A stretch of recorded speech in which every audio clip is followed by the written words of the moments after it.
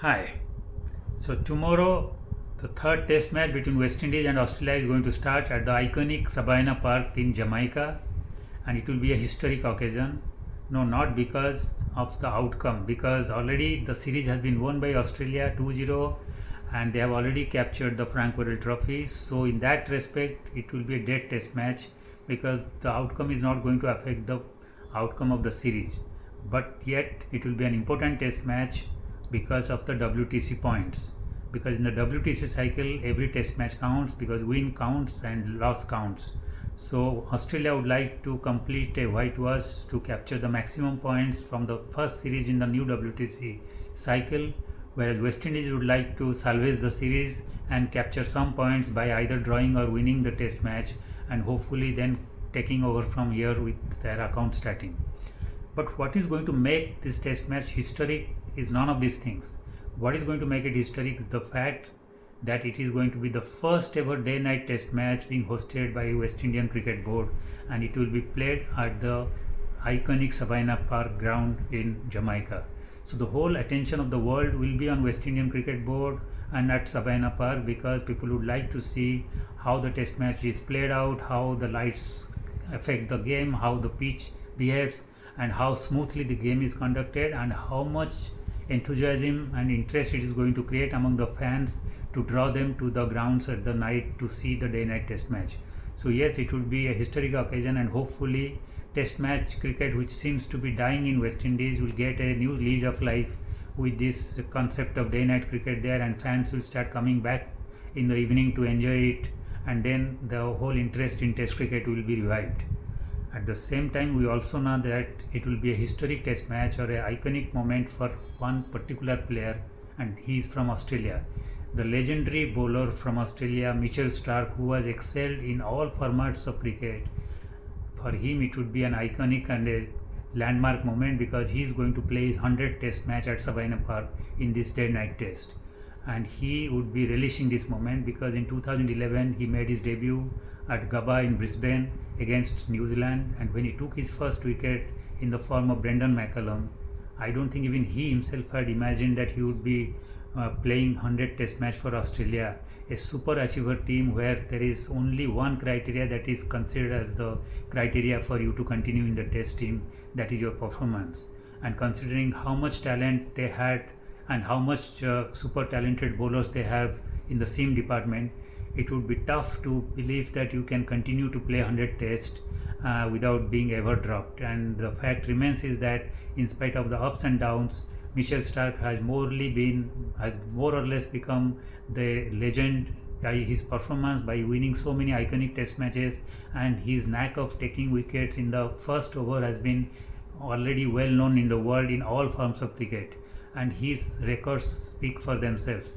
What a great player he is, what passion he has for Test cricket. He has been bowling with some of the greatest bowlers. In the beginning, he was bowling with Pattinson and Siddle, and then subsequently he has been bowling with some equally match-winning bowlers like Hazelwood, Cummins, and Nathan Lyon.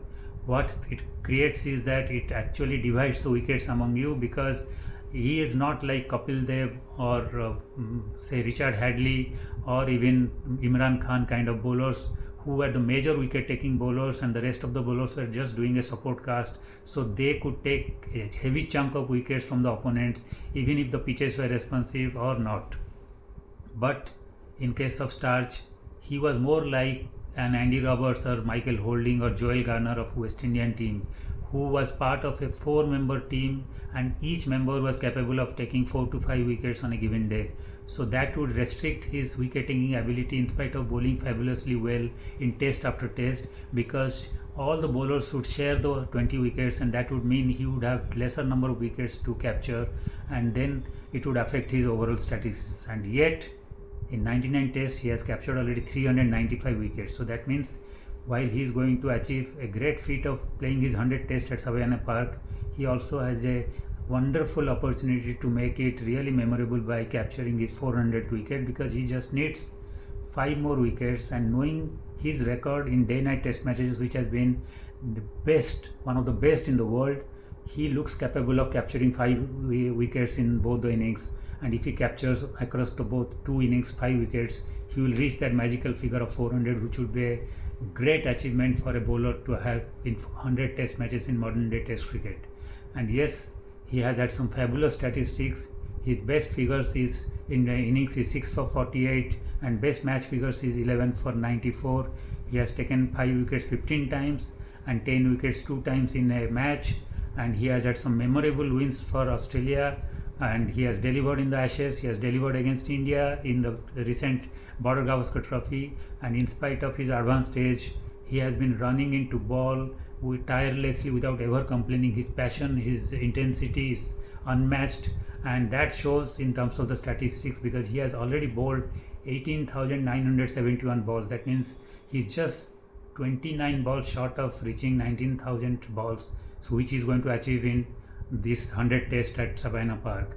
And going by his consistency and his achievements, he is going to continue to play for Australia at least till the Ashes. That means he would be very well reaching the 20,000 balls mark. So he would have, by the time he would have played the last Ashes test, he would have bowled 20,000 balls, and who knows, by that time he might have already achieved 430 to 440 wickets.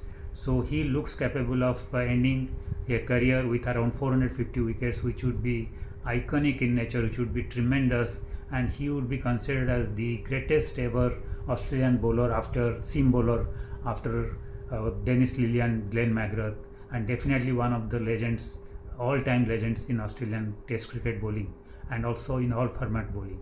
So hats off to Mitchell Starc. Congratulations to him for his imminent milestone, and one wishes him all the best to go on and achieve many more history making achievements. Remember, he has been such a servant of Test cricket.